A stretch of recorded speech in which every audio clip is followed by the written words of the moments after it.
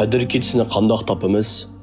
Tövəndə Qadr kechasini qandoq tepish to'g'risidagi ba'zi ko'rsatmalar so'zlaymiz. Nihoyat shafqatli va mehribon Allohning ismi bilan boshlayman. Qadr kechasini tepishda Allohga tavakkul qiling. Allohning nihoyat mard, sehi va esillik to'g'risida yaxshi qarashda bo'ling.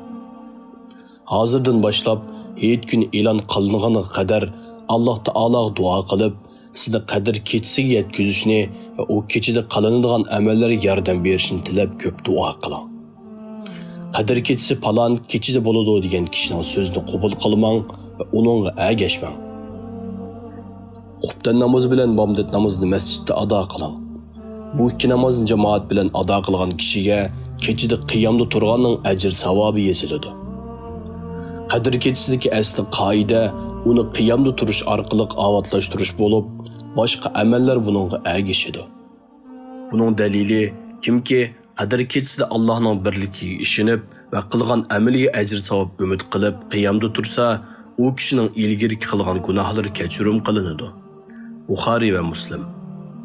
Kech shom namoziga azon aytilgandan boshlanib, bomdodga azon aytilganiga qadar davomlashadi.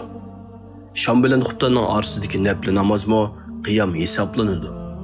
Hech bo'lmaganda 2 rakat bo'lsin nafl namoz ado qilish kerak.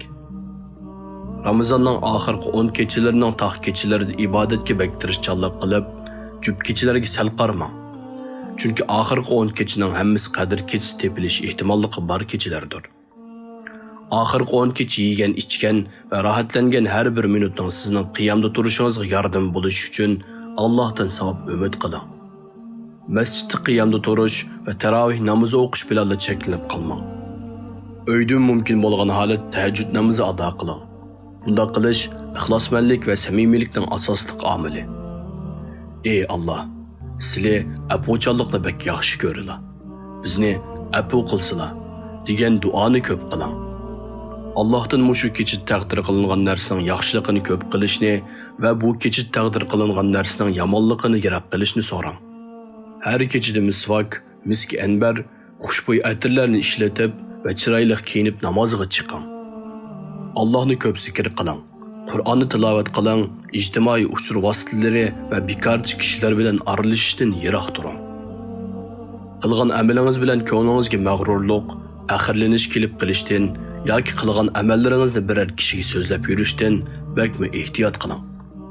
Har qancha amal qilsangizmi, siz Allohning rahmati ostida bo'lasiz. Esingizda bo'lsin. Ba'zi qiyomda turg'uvchilarning turgan qiyomida charchashdan boshqa narsa bo'lmaydi. Charchash his qilmaslik, qiyomda jo'shqin, yengil turish, badan ig'irlashib qolmaslik uchun har vaqt yemak, ichmakni ko'p qilmang. Har bir sajdada Allohdan qilgan amallaringizni qabul qilishni, Qadr kechasiga yetkazishni so'rang. Har kechada Allohning eshigini ko'p qiqing.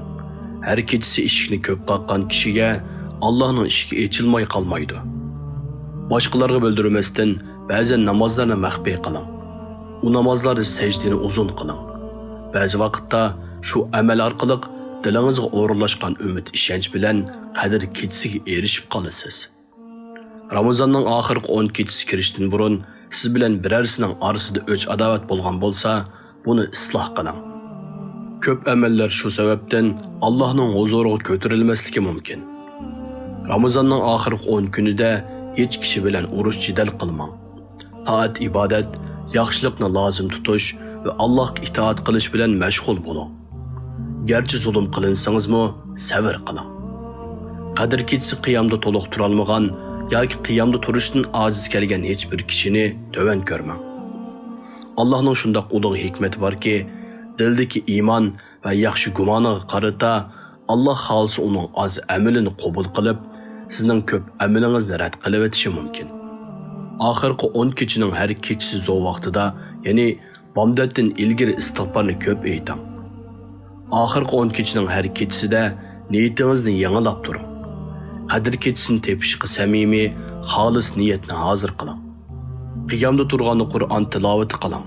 Hatto kundalik o'qiydigan odatingiz bo'lsa, uni Qur'onga qarab bo'lsin, qiyomda turib o'qing.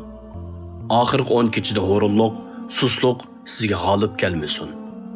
Avvalgi kechidan boshlab ruhliq bo'ling. Agar jo'shqin bo'lib, ruhingiz ziyoda bo'lsa, ibodatni ko'p qiling. Agar undaq bo'lmasa, jo'shqinlikni oshirish uchun tirishchanlik qiling. Ey Robbimiz, bizga dunyo va oxiratda yaxshilik ato qilgin. Bizni do'zax azobidan yiroq qilgin. Ey Alloh, sen haqiqatan afv qilishni yoqtirasan. Bizni afv qilgin.